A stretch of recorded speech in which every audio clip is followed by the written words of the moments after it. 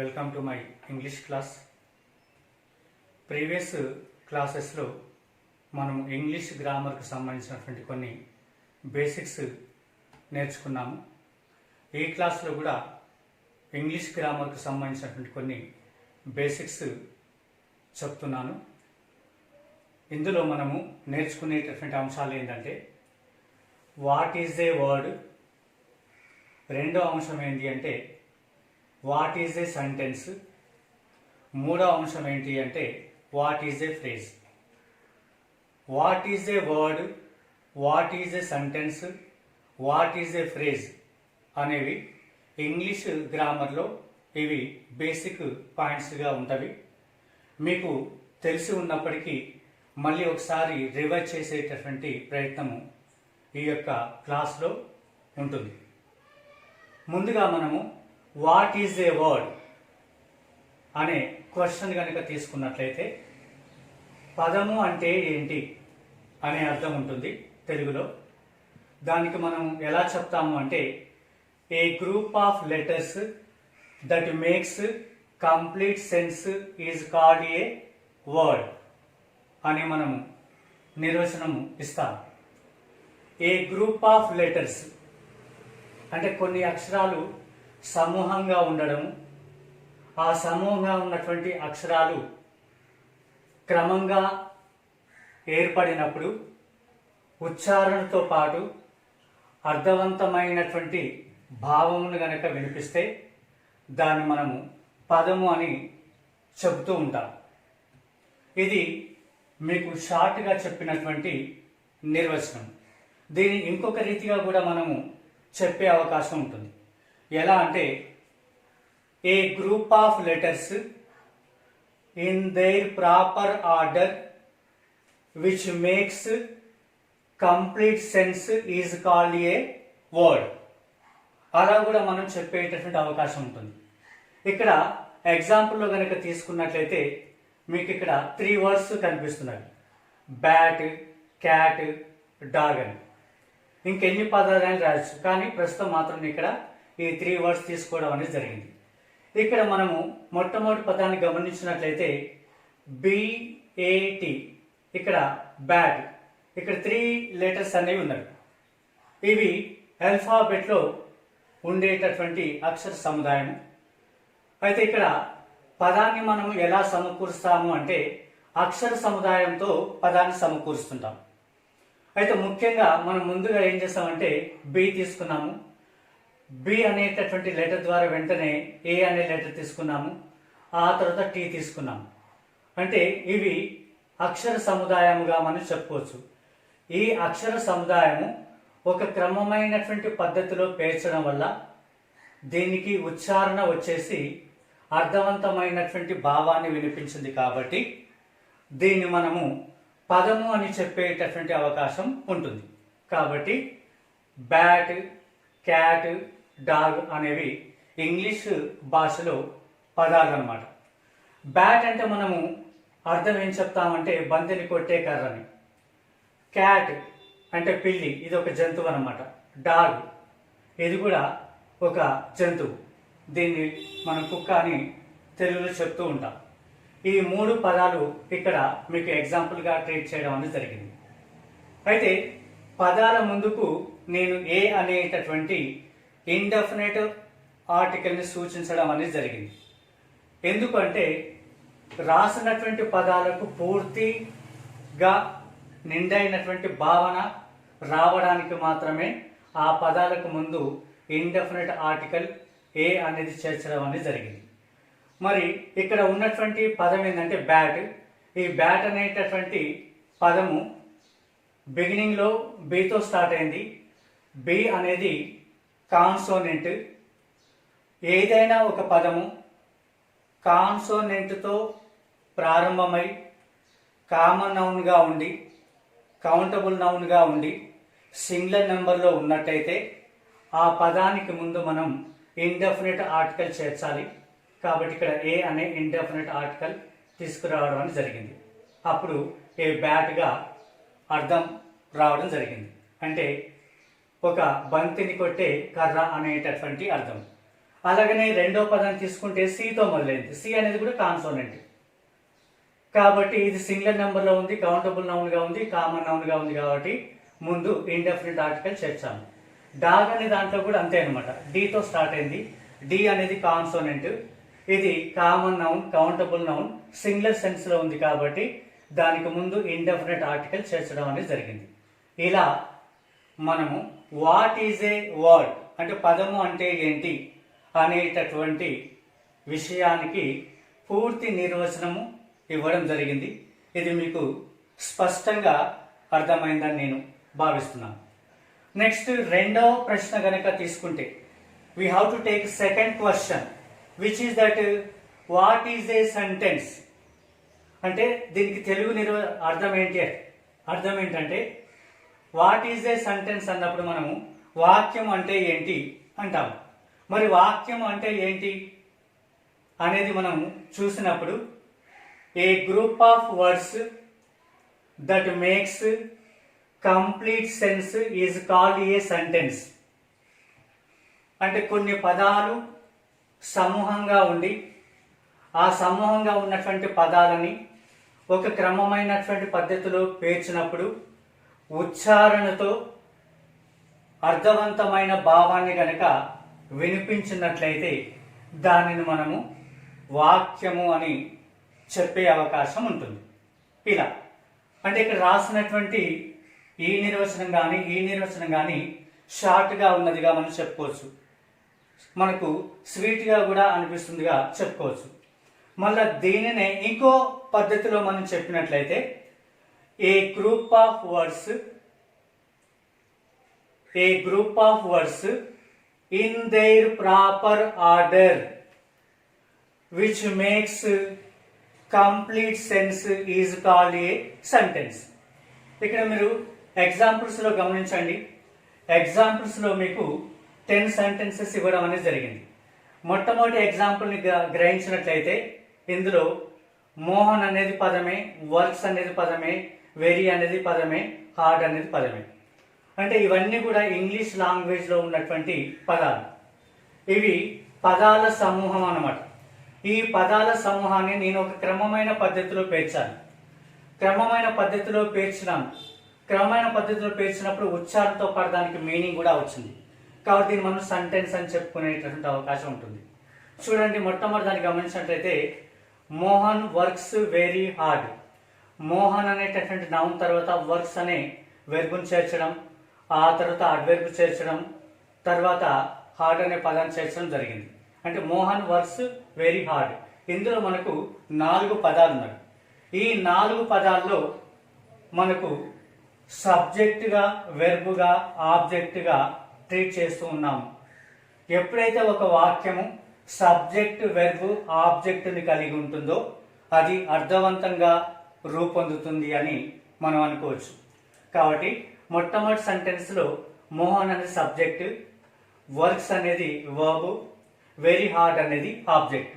Subject, verb, object ఉంది కాబట్టి complete sentence. దీనికి మనము తెలుగులో అర్థం ఏం చెప్తామంటే మోహన్ అనేటటువంటి వ్యక్తి చాలా కష్టపడి పని చేస్తున్నాడు అనేటటువంటి అర్థం వస్తుంది. రెండో వాక్యం కనుక తీసుకున్నట్లయితే Sita is going to college.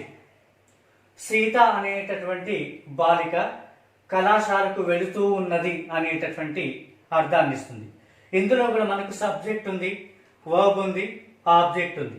Subject, verb, ఆబ్జెక్ట్తో అర్థవంతమైనటువంటి అర్థాన్ని ఇచ్చిందిగా మనం చెప్పుకోవచ్చు. కాబట్టి కంప్లీట్ సెంటెన్స్. థర్డ్ ఎగ్జాంపుల్ని మీరు గమనించినప్పుడు ఇందులో మనకు సబ్జెక్ట్ అనేది లేదు, వెర్బుతో మొదలైంది, ఆబ్జెక్ట్ ఉంది. వెర్బుతో మొదలై ఆబ్జెక్ట్తో క్లోజ్ అయ్యి చివర గనక ఫుల్ స్టాప్ ఉన్నట్లయితే ఆ వాక్యంని మనము ఏమంటాము అంటే ఇంపరేటివ్ సెంటెన్స్ అంటాం. దీనికి అర్థం ఏమొస్తుందంటే గో దేర్. గో దేర్ అంటే అక్కడికి వెళ్ళు. అంటే మనం ఎలా అర్థం చేసుకోవాలంటే అక్కడికి వెళ్ళు అంటే నీవు అక్కడికి వెళ్ళు అనేటటువంటి అర్థాన్ని సూచిస్తుంది. అయితే ఈ మొట్టమొదటి వాక్యము, రెండవ వాక్యం అనేది సబ్జెక్ట్, వెర్బ్, ఆబ్జెక్ట్తో ఉంది. కాబట్టి ఈ 1-2 వాక్యములని మనం అసర్టివ్ సెంటెన్స్ అంటాము. మూడో వాక్యాన్ని మనం గమనించినప్పుడు సబ్జెక్టు మనకు లోపించింది, వెర్బ్తో మొదలైంది, ఆబ్జెక్ట్ ఉంది, చివర ఫుల్ స్టాప్ ఉంది. కాబట్టి దీన్ని మనం ఇంపరేటివ్ సెంటెన్స్గా ట్రీట్ చేస్తాము. దానికి అర్థం కూడా మీకు చెప్పడం జరిగింది. నెక్స్ట్ 4వ ఎగ్జాంపుల్ కనుక తీసుకున్నట్లయితే ఇది కూడా మనకు పదాల సముదాయంతో కనిపిస్తుంది. మరి ఈ యొక్క వాక్యం మనకు దేంతో స్టార్ట్ అయిందంటే డోంట్తో స్టార్ట్ అయింది. డోంట్తో స్టార్ట్ అయ్యి తర్వాత యువర్ టైం అనే ఆబ్జెక్ట్తో ముగిసింది. కాబట్టి డోంట్ వేస్ట్ అనేది ఇక్కడ వెర్బ్, యువర్ టైం అనేది ఆబ్జెక్ట్. అంటే ఈ వాక్యము వెర్బ్తో ప్రారంభమే ఆబ్జెక్ట్తో ముగిసింది కాబట్టి దీన్ని కూడా మనం ఇంపరేటివ్ సెంటెన్స్గా ట్రీట్ చేస్తాము. ఇది నెగిటివ్ మీనింగ్ ఇస్తుందిగా మనం అర్థం చేసుకోవాల్సిన అవసరం ఉంటుంది. ఆ నెగిటివ్ మీనింగ్ ఎలా వచ్చిందంటే డోంట్ అనేటటువంటి పదం వచ్చింది. డోంట్ అనేది కంట్రాక్టెడ్ ఫామ్. దీన్ని మనము పూర్తిగా రాస్తున్నట్లయితే డు నాట్గా రాసేటటువంటి అవకాశం ఉంటుంది. మునుముందు మీకు కంట్రాక్టెడ్ ఫామ్స్ కూడా ఎలా ఏర్పడతాయో ఎక్స్ప్లెయిన్ చేయడం అనేది జరుగుతుంది. 5వ వాక్యాన్ని కనుక మనం తీసుకున్నట్లయితే ప్లీజ్ హెల్ప్ మీ. ఇందులో కూడా మనకు పదాల సముదాయంతో ఏర్పడింది. ఇక్కడ అర్థవంతమైనటువంటి భావం ఉంది. అదేంటంటే దయచేసి నాకు సహాయపడు అనేటటువంటి అర్థం ఉంది. మరి ఈ వాక్యం మనకు దేంతో మొదలైందంటే ప్లీజ్ అనే పదంతో మొదలైంది. చివర ఆబ్జెక్ట్ ఉండి ఫుల్ స్టాప్ ఉంది. కాబట్టి ఇది కూడా మనము ఇంపరేటివ్ సెంటెన్స్గా ట్రీట్ చేయాల్సి ఉంటుంది. ఇక్కడ వాక్యము ప్రారంభంలో ఉన్నటువంటి పదం ఏంటంటే ప్లీజ్. Please means request. రిక్వెస్ట్ను సూచిస్తుంది, అంటే అభ్యర్థనను తెలియచేస్తుందిగా మనం అర్థం చేసుకోవాల్సినటువంటి అవసరం ఉంటుంది. మరి మామూలుగా ఎవరితోనైనా సరే మనం అభ్యర్థనతో మాట్లాడేటప్పుడు వాక్యానికి ప్రారంభంలో ప్లీజ్ అనే పదాన్ని, కైండ్లీ అనేటటువంటి పదాన్ని మనం యూజ్ చేస్తూ ఉంటాం. మీకు ఇంపరేటివ్ సెంటెన్స్ గురించి వివరించేటప్పుడు ఆ పదాల యొక్క ప్రాధాన్యత చెప్తాను. తర్వాత 6th సెంటెన్స్ 6th కనుక మనం గమనించినట్లయితే వాట్ ఈజ్ యువర్ నేమ్. ఇక్కడ కూడా మనకు పదాల సముదాయం అనేది కనిపిస్తుంది. పదాల సముదాయం ఉండి ఒక ఉచ్చారణతో అర్థాన్ని సూచిస్తుంది. ఆ అర్థం అనేది ప్రశ్నించినటువంటి విధంగా ఉంది. దానికి మీనింగ్ ఏంటి అంటే వాట్ ఈజ్ యువర్ నేమ్, నీ పేరు ఏమిటి. అంటే ఎవరైనా సరే మనము పేరుని అడిగి తెలుసుకునేటటువంటి ప్రయత్నంలో ఉపయోగిస్తున్నట్టుగా మనకు అనిపిస్తుంది. ఇది మనకు WH క్వశ్చన్ వర్డ్తో స్టార్ట్ అయ్యి చివరి క్వశ్చన్ మార్క్ ఉంది కాబట్టి దీన్ని మనం క్వశ్చన్ వర్డ్ క్వశ్చన్గా ట్రీట్ చేస్తాం. ఓకే. తర్వాత 7వ వాక్యం కనుక తీసుకున్నట్లయితే హౌ ఆర్ యు. ఇక్కడ కూడా మనకు పదాలు అనేవి క్రమంలో ఉన్నవి. మరి పదాలు క్రమంలో ఉండి చివరి క్వశ్చన్ మార్క్ ఉంది కాబట్టి వెంటనే మనం సునాయాసంగా ఇది క్వశ్చన్గా మనం ట్రీట్ చేస్తాము. మరి దీనికి మీనింగ్ ఏంటంటే మీరు ఎలా ఉన్నారు అనేటటువంటి ప్రశ్న అడిగినట్టుగా మనకు అనిపిస్తుంది. తర్వాత 6, 7 అనేటటువంటి 2 వాక్యములను మనము ఇంటరాగేటివ్ సెంటెన్స్గా మనం ట్రీట్ చేసే అవకాశం ఉంటుంది. ముఖ్యంగా సెంటెన్సెస్లో మనం చూసినప్పుడు assertive sentence, imperative sentence, interrogative sentence. అంటే అసర్టివ్ సెంటెన్స్, ఇంపరేటివ్ సెంటెన్స్ ఈ 2 ఇంటరాగేటివ్ సెంటెన్స్గా మనం చెప్పుకునే అవకాశం ఉంది. అంటే ప్రశ్నార్థకమైనటువంటి వాక్యము. మరి మనకు మాట్లాడే సందర్భంలో ప్రశ్నించే అవకాశం వస్తుంది. ప్రశ్నించే అవకాశం వచ్చినప్పుడు మనము 6 రకాలుగా ప్రశ్నించే అవకాశం ఉంటుంది. ఈ 6 రకాల ప్రశ్నలు మనము ఎలా గుర్తించాలి, ఎలా మనము స్ట్రక్చర్గా రూపొందించాలి అనేది మీకు ఇంటరాగేటివ్ సెంటెన్స్లో వివరించే ప్రయత్నము చేస్తాను. నెక్స్ట్ 8th సెంటెన్స్ కనుక గమనించినట్లయితే ఈ సెంటెన్స్లో కూడా మనకు కొన్ని పదాలతో ఏర్పడి చివర ఆశ్చర్యార్థకం గుర్తు ఉందన్నమాట. దాన్ని మనం ఎక్స్క్లామేటరీ మార్క్ అని కూడా చెప్పుకుంటాం. మరి దీన్ని మనము చదివినట్లయితే what a hot day it is. అంటే ఇది ఎంత వేడిగా ఉన్నది లేదా ఈరోజు ఎంత వేడిగా ఉన్నది అనేటటువంటి ఆశ్చర్యాన్ని, సంభ్రమాశ్చర్యాన్ని సూచిస్తుందిగా మనం అర్థం చేసుకోవాల్సి ఉంటుంది. ఇక్కడ కొన్నిసార్లు ఎక్స్క్లామేటరీ సెంటెన్స్ ప్రారంభించేటప్పుడు మనము ఇక్కడ వాట్ అనే పదంతో కానీ హౌ అనే పదంతో కానీ ప్రారంభించి చివరన మనము ఎక్స్క్లామేటరీ మార్క్ యూజ్ చేస్తాం. వాటిని మనము ప్యూరిటీ ఆఫ్ ఎక్స్క్లామేటరీ సెంటెన్స్గా కూడా ట్రీట్ చేసే అవకాశం ఉంటుంది.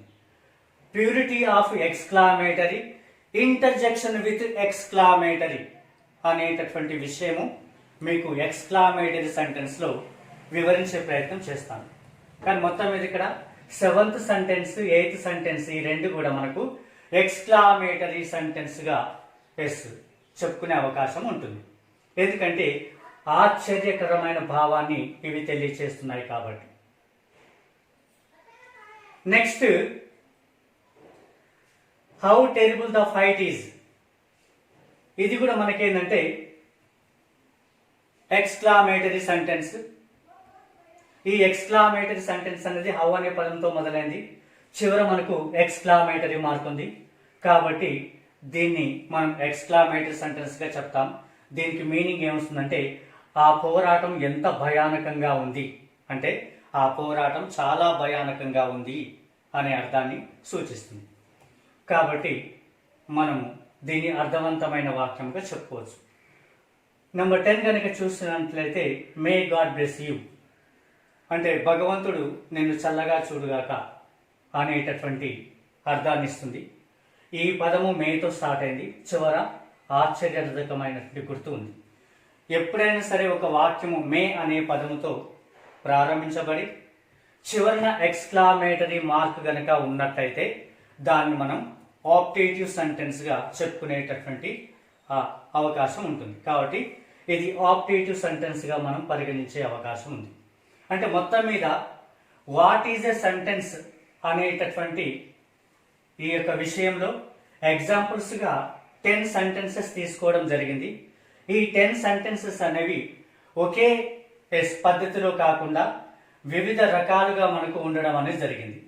ఏంటంటే నెంబర్ 1, నెంబర్ 2 అనేవి అసైటివ్ సెంటెన్స్గా మనము ట్రీట్ చేయడం, నెంబర్ 3, నెంబర్ 4, నెంబర్ 5 సెంటెన్సెస్ని ఇంపరేటివ్ సెంటెన్స్గా ట్రీట్ చేయడము, నెంబర్ 6, నెంబర్ 7 ఆ రెండింటిని మనము క్వశ్చన్ సెంటెన్సెస్గా ట్రీట్ చేయడము, వాటిని మనం ఇంటరాగేటివ్ సెంటెన్స్గా ట్రీట్ చేయడం అనేది జరుగుతుంది.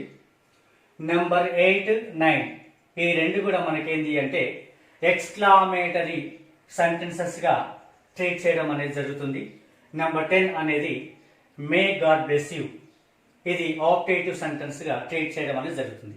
ఇక్కడ రాసినటువంటి 10 వాక్యాలు కూడా మనకు రకరకాల భావనను వినిపిస్తూ ఉన్నాయి కాబట్టి ఇవన్నీ ఒకే రకమైన భావన వినిపించేటటువంటి వాక్యాలుగా మనం ట్రీట్ చేయకుండా 5 రకాల వాక్యాలుగా మనకు చలామణి అవుతున్నవిగా మనం తెలుసుకోవచ్చు.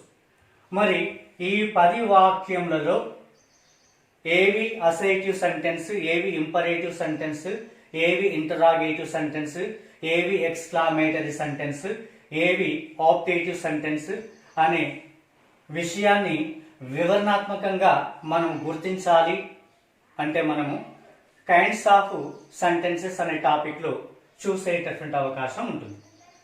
So at present I would like to say a few important points about a sentence. ఇప్పుడు మీకు నేను కొన్ని ముఖ్యమైనటువంటి పాయింట్స్ని సెంటెన్సెస్ గురించి చెప్పేటటువంటి ప్రయత్నం చేస్తాను. ఒక వాక్యాన్ని మనము నిర్మించేటప్పుడు మనము పాటించేటటువంటి 4 నియమాలు ఇక్కడ మీకు రాయడం జరిగింది, వాటిని మీకు వివరించే ప్రయత్నం చేస్తాను. The first word of a sentence always begins with a capital letter. This is number 1 point of a sentence. ఒక వాక్యాన్ని మనం రాసేటప్పుడు మొట్టమొదటిగా మనం పాటించేటటువంటి మొదటి నియమం ఏంటి అంటే వాక్యాన్ని ప్రారంభించేటప్పుడు ఆ ప్రారంభంలో మనం తీసుకునేటటువంటి పదము నౌన్ అయినా కావచ్చు లేదా ప్రొనౌన్ అయినా కావచ్చు, ఏదైనా కావచ్చు. మొత్తం మీద ఏ పదంతో ప్రారంభించిన బిగినింగ్లో మనం క్యాపిటల్ లెటర్ అనేది యూజ్ చేయాలి, చివర మాత్రం ఫుల్ స్టాప్ అనేది యూజ్ చేయాలి. ఓకే, కాబట్టి ఇక్కడ మనము ఏ వాక్యాన్ని తీసుకున్నా బిగినింగ్లో క్యాపిటల్ లెటర్ ఉండే అవకాశం ఉంటుంది. ప్రతి వాక్యంలో కూడా ఇక్కడ మీకు నేను క్యాపిటల్ లెటర్ రాయడం అనేది జరిగింది. ఇది ఒక సెంటెన్స్కి మనం ఉపయోగించేటటువంటి first point. Which is the first point about a sentence? We should say the first word of a sentence always begins with a capital letter. అంటే వాక్యము ప్రారంభంలో ఉపయోగించబడినటువంటి పదము ఎప్పుడు కూడా క్యాపిటల్ లెటర్తోనే ప్రారంభం కావాలి అనేటటువంటి అర్థాన్ని ఈ పాయింట్ కూడా ఇస్తుంది. అంటే ఆల్రెడీ మీకు ఈ పాయింట్ గతంలో తెలిసిందే అయినప్పటికీ మీకు ఇక్కడ చెప్పేటటువంటి ప్రయత్నం చేశాను. Next second point. Which is the second point? A full stop, a question mark or an exclamation mark must be placed at the end of a sentence according to the kind of work it does. ఇది second point గా మనం treat చేసేటటువంటి అవకాశం. ఈ point కూడా మీకు తెలిసినటువంటి విషయం అయినా కానీ మళ్ళీ ఒకసారి మీకు గుర్తు చేసేటటువంటి ప్రయత్నం చేస్తున్నాం. అయితే ముఖ్యంగా సెంటెన్సెస్ మనము రాసేటప్పుడు, మాట్లాడేటప్పుడు 5 రకాల వాక్యములను ఉపయోగిస్తుంటాం. అవి assertive sentence, imperative sentence, interrogative sentence, exclamatory sentence, optative sentence.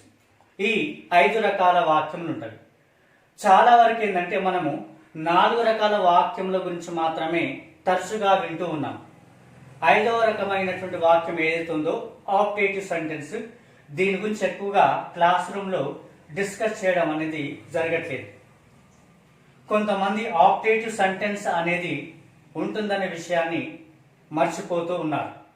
సరే, ఏది ఏమైనా మనకు ఇంగ్లీష్ లాంగ్వేజ్లో మాత్రం 5 రకాల వాక్యములు ఉంటాయనే విషయం మనకు తెలిసింది.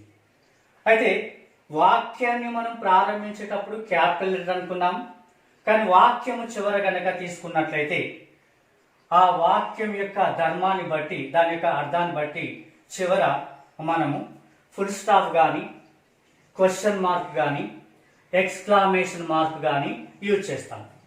మరి ఏ మార్క్ మనం ఎప్పుడు యూజ్ చేస్తాము అనే విషయాన్ని మనం తెలుసుకునే ప్రయత్నం చేస్తే ఇలా మనం చెప్పవచ్చు అనమాట. If the sentence is assertive sentence, we use full stop at the end only. If the sentence is imperative sentence, we use full stop at the end of the sentence only. If the sentence is interrogative, we use question mark at the end of the sentence. If the sentence is exclamatory, we used exclamatory mark at the end of the sentence. If the sentence is optative sentence, we use exclamatory mark at the end of the sentence.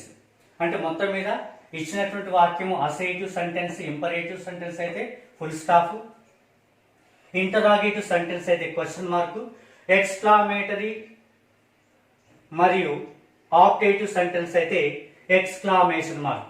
ముఖ్యంగా sentences మనం ప్రారంభించేటప్పుడు full stop, question mark, exclamatory mark ఎక్కువగా use చేసే అవకాశం ఉంటుంది. Punctuation marks చాలా ఉన్నప్పటికీ sentences మనము విడివిడిగా రాసేటప్పుడు మాత్రం ఈ 3 పంక్చువేషన్స్ మాత్రమే మనం యూజ్ చేస్తూ ఉంటాం. ఇది సెకండ్ పాయింట్గా మనము ఒక సెంటెన్స్ గురించి చెప్పుకోవచ్చు. ఓకే, మొట్టమొదటిది, రెండవది, ఈ 2 పాయింట్స్ మీకు తెలిసినటువంటి విషయాలు.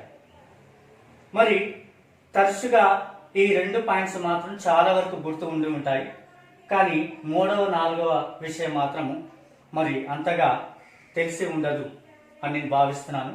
ఇది కూడా మీరు తెలుసుకునేటటువంటి ప్రయత్నం చేయొచ్చు. A sentence is the largest grammatical unit. It usually consists of a subject, a verb and an object or complement. అంటే ఒక అర్థవంతమైన వాక్యంని గనక మనం తీసుకున్నట్లయితే అందులో మనకు 3 పదాలు క్రమంగా ఉంటవి. ఆ 3 పదాల క్రమం ఏంటి అంటే subject, verb and an object. Object ప్లేస్లో కొన్నిసార్లు మనం ఆబ్జెక్ట్ కాంప్లిమెంట్ కూడా మనము ఉపయోగించేటటువంటి అవకాశం ఉంటుంది. కాంప్లిమెంట్ అంటే ఇక్కడ వాక్యం యొక్క భావనను నిండుదనంగా చెప్పేటటువంటి ప్రయత్నం. కాంప్లిమెంట్ అంటే ప్రశంస అన్నమాట. అంటే భావముని ఒక ఎత్తుకు తీసుకెళ్లి చెప్పేటటువంటి ప్రయత్నంగా మనం చెప్తుంటాం. అప్పుడే మనం కాంప్లిమెంట్ అంటుంటాం. కొన్నిసార్లు సబ్జెక్ట్ కాంప్లిమెంట్, ఆబ్జెక్ట్ కాంప్లిమెంట్ అనేటటువంటి విషయాలు మనం ఇంగ్లీష్ గ్రామర్లో వింటూ ఉంటాం. సందర్భాన్ని బట్టి మీకు ఎక్కడ ఏ పాయింట్ వచ్చినా వివరణాత్మకంగా చెప్పేటటువంటి ప్రయత్నం. మొత్తం మీద థర్డ్ పాయింట్లో మనం ఏం తెలుసుకున్నామంటే a sentence is the largest grammatical unit. ఇక్కడ ఒక కాంపిటేటివ్ క్వశ్చన్ కూడా మనకు అడిగే అవకాశం ఉంటుంది. కాంపిటేటివ్ ఎగ్జామినేషన్లో విశ్లేషణపూర్వకంగా ఒక ప్రశ్న కనుక సెంటెన్సెస్ పైన అడిగినట్లయితే ఏ విధంగా అడగొచ్చు అంటే ఇక్కడ which is the largest grammatical unit in English అని ప్రశ్నించినప్పుడు మనం దానికి సమాధానం చెప్పేటటువంటి అవకాశం ఉంటుంది. అంటే క్వశ్చన్ ఇచ్చిన తర్వాత క్వశ్చన్ కింద మనకు ఆప్షన్స్ ఇస్తుంటారు. ఏ ఫ్రేజ్, బి ఏ క్లాజ్, సి ఏ సెంటెన్స్. ఇక్కడ 3 ఆప్షన్స్ ఇవ్వడం అనేది జరిగింది. ఇక్కడ మరి క్వశ్చన్ ఏంటి? Which is the largest grammatical unit in English అంటే ఇక్కడ మనం ఆల్రెడీ తెలుసుకున్నాం. ఇక్కడ పాయింట్లోనే మనకు ఆన్సర్ దొరికేసింది. A sentence is the largest grammatical unit అంటే ఈ క్వశ్చన్కు ఆన్సర్ మనకి ఇక్కడ కనిపిస్తూ ఉంటుంది. కాబట్టి ఈ 3 ఆప్షన్స్లో దేనిని మనం ఆన్సర్గా తీసుకునేటటువంటి అవకాశం ఉంటుంది అంటే ఇక్కడ సి అనేది ఆన్సర్గా మనం తీసుకునేటటువంటి అవకాశం ఉంటుంది. ఏ సెంటెన్స్ అని మనం చెబుతూ ఉంటాం అన్నమాట. కాబట్టి ఇంగ్లీష్ గ్రామర్లో ఇక్కడ లార్జెస్ట్ గ్రామటికల్ యూనిట్ అనగానే మనకు సెంటెన్స్ అనేటటువంటి భావన రావాల్సినటువంటి అవసరం ఉంటుంది అన్నమాట. అంటే మున్ముందు క్లాసెస్లో మీకు ఫ్రేజ్ అంటే ఏంటి, క్లాజ్ అంటే ఏంటి, తర్వాత సబ్జెక్ట్ అండ్ ప్రెడికేట్ అంటే ఏంటి అనేటటువంటి విషయాలు కూడా వివరించడం జరుగుతుంది. ఇవన్నీ విషయాలు కనుక మనకు పూర్తిగా తెలిస్తే క్వశ్చన్ చదివేసి ఆన్సర్స్ చూడగానే ఏది ఫలానా ఆన్సర్ అని మనం ఈజీగా గుర్తించేటటువంటి అవకాశం ఉంటుంది. కాబట్టి మనం క్లాసు వినేటప్పుడు జాగ్రత్తగా గమనించినట్లయితే ప్రతి పాయింట్ని కనుక మనము ఎనాలిటికల్గా విశ్లేషణ చేసుకున్నట్లయితే కాంపిటేటివ్ ఎగ్జామినేషన్లో ఇంగ్లీష్ పార్ట్ రాయడం అనేది చాలా సులభతరమైనటువంటి విషయం. కాబట్టి మీకు సందర్భాన్ని బట్టి ఫలానా విధంగా క్వశ్చన్ అడుగుతాడు, ఫలానా ఆన్సర్ అనేటటువంటి విషయాన్ని కూడా సూచించేటటువంటి ప్రయత్నం చేస్తానన్నమాట. మరి ముఖ్యంగా ఒక సెంటెన్స్ని మనం లార్జెస్ట్ గ్రామటికల్ యూనిట్గా ట్రీట్ చేస్తాం.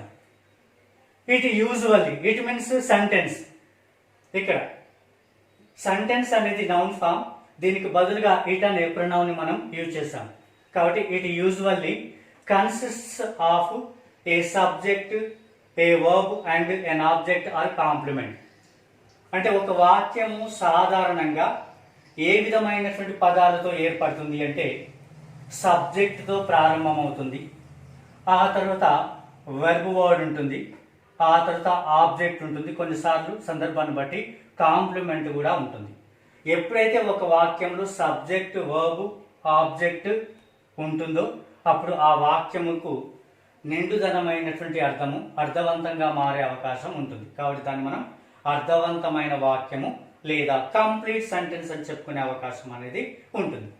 అయితే ఇక్కడ నేను 3 పదాలు చెప్పాను. ఒకటి ఏంటి అంటే subject. What's the meaning of subject అని మిమ్మల్ని ఎవరైనా ప్రశ్నించినప్పుడు మీరు ఏమని చెప్పాల్సిన అవసరం ఉంటుందంటే subject means doer of the action. Subject means doer of the action అంటే సబ్జెక్ట్ అంటే కర్త, కర్త అంటే పని చేసేవాడు, ఆ పని చేసేటటువంటి వ్యక్తి ఏ పర్సన్ అయినా ఉండవచ్చు అన్నమాట. కాబట్టి what the meaning of subject అంటే subject means doer of the action. Such doer of the action should be any person or any number. Any person means the first person, the second person, the third person. In that persons either singular or plural. That only is subject. మొత్తం మీద subject అంటే కర్త, కర్త అంటే పని చేసేవాడు. ఆ పని చేసేటటువంటి కర్త మనకు ఫస్ట్ పర్సన్లో కానీ, సెకండ్ పర్సన్లో కానీ, థర్డ్ పర్సన్లో కానీ, సింగులర్ నెంబర్ కానీ, ప్లూరల్ నెంబర్గా కానీ ఉండవచ్చు అనమాట. లేదా కొన్నిసార్లు కొన్ని సందర్భాల్లో మనం చెప్పే భావాన్ని బట్టి నౌన్ ఫామ్తో కానీ, ప్రొనౌన్ ఫామ్తో కానీ మనకు సబ్జెక్ట్ ఏర్పడేటటువంటి అవకాశం అనేది ఉంటుంది. కాబట్టి మనము ఆ యొక్క విషయాన్ని తెలుసుకోవాలి. మరి సబ్జెక్ట్ కొన్నిసార్లు సింగులర్ నెంబర్గా, ప్లూరల్ నెంబర్గా కూడా ఉంటుంది. అయితే మీకు ప్రత్యేకంగా ఒక క్లాసులో పర్సన్స్ గురించి, సింగులర్ నెంబర్ గురించి, ప్లూరల్ నెంబర్ గురించి, వాటి యొక్క ఆవశ్యకత గురించి చెప్పేటటువంటి ప్రయత్నం చేస్తాను. కానీ మొత్తం మీద ఇక్కడ మీకు సబ్జెక్ట్ అంటే డ్యూర్ ఆఫ్ ది యాక్షన్ అంటే పని చేసేవాడు, కర్త అని తెలిసింది. Next verb. What the meaning of verb? Verb means action word or doing word. Verb means action word or doing word. ఇక్కడ verb అంటే క్రియ. క్రియ అనేది చేస్తున్నటువంటి పనిని తెలపడానికి ఉపయోగించేటటువంటి పదము అని అర్థం. యాక్షన్ వర్డ్ పనిని సూచించే పదము. డూయింగ్ వర్డ్ మనం చేస్తున్నటువంటి పనిని తెలియజేసేటటువంటి పదము అనేటటువంటి అవకాశం. మనం అప్పుడప్పుడు చెప్తూ ఉంటాం వెర్బ్ యొక్క ప్రాధాన్యత ఇంగ్లీష్ గ్రామర్లో చాలా ఉంటుంది అని. ముఖ్యంగా ఏంటంటే ఒక లైన్ కనుక మనం తీసుకున్నట్లయితే ఇక్కడ నో బ్లడ్ నో లైఫ్ అని మనం చెప్తూ ఉంటాం. అంటే నో బ్లడ్ నో లైఫ్ అంటే మన ఒంట్లో కనుక రక్తం లేకపోతే మనకు జీవితం అనేదే ఉండదు. అక్కడ మనం సాధారణంగా చెప్పేటటువంటి ఒక సామెత. మరి ఇంగ్లీష్ గ్రామర్కి వచ్చినప్పుడు మనం ఏమని చెప్తామంటే నో వర్బ్ నో సెంటెన్స్. అంటే వాక్యములో పదాల సమూహంలో గనక వెర్బ్ లేకపోతే వాక్యమే ఉండదు అనేటటువంటి అర్థాన్ని సూచించే అవకాశం ఉంటుంది. కాబట్టి వెర్బ్ అనేది వాక్యంలో చాలా ప్రధానమైనది. కాబట్టి పార్ట్స్ ఆఫ్ స్పీచ్ మీకు వివరించేటప్పుడు వెర్బ్ యొక్క ఆవశ్యకత వివిధ కోణాల్లో ఆవిష్కరించే ప్రయత్నం చేస్తాను. అది మీకు ఎంతగానో ఉపయోగపడుతూ ఉంటుందన్నమాట. తర్వాత మూడో పదం కనుక తీసుకున్నట్లయితే ఏంటి అంటే ఎన్ ఆబ్జెక్ట్ ఆర్ కాంప్లిమెంట్ అన్నాం. అంటే ఆబ్జెక్ట్ అనమాట. What the meaning of object? Object means receiver of the action. అంటే పనిని గ్రహించేవాడు లేదా పనిని పొందేవాడు. పని చేసేవాడు కర్త, పనిని సూచించేది క్రియ, పనిని అనుభవించేది కర్మ. కర్త, క్రియ, కర్మ ఈ మూడు పదాల యొక్క సమూహాన్ని మనం అర్థవంతమైన వాక్యముగా చెప్పేటటువంటి అవకాశం ఉంటుంది. కాబట్టి a simple sentence has 3 words like a subject, a verb and an object or complement. So this is the third point of a sentence. ఇది వాక్యం గురించి మనం మూడవ పాయింట్గా చెప్పుకున్నాం. నెక్స్ట్ ఫోర్త్ పాయింట్ ఏంటి అంటే a simple sentence is made up of 2 parts. A simple sentence is made up of 2 parts. In that one of the parts is a subject and other is predicate. ఒక సాధారణమైనటువంటి వాక్యం, ఒక అర్థవంతమైన వాక్యాన్ని గనక మనం తీసుకొని విభజించినట్లయితే అందులో ఎన్ని భాగాలు ఉంటాయి అంటే 2 భాగాలు ఉంటాయి. ఆ 2 భాగాల్లో మొట్టమొదటిది ఏంటి అంటే సబ్జెక్ట్ అన్నమాట. తర్వాత ఉండేటటువంటి ఏ భాగం ఏంటంటే predicate. Subject plus predicate becomes complete sentence. That's why we are called sentences అని మనం అలా చెప్తుంటాం. ఎప్పుడైనా సరే ఒక వాక్యం అర్థవంతంగా మారిపోవాలంటే సబ్జెక్ట్ ప్లస్ ప్రెడికేట్ ఈ 2 కలిసిపోవాలి. కలిసిపోయినప్పుడు మాత్రమే ఏర్పడినటువంటి భావాలను మనం అర్థవంతమైన వాక్యంగా చెప్పేటటువంటి అవకాశం అనేది ఉంటుంది.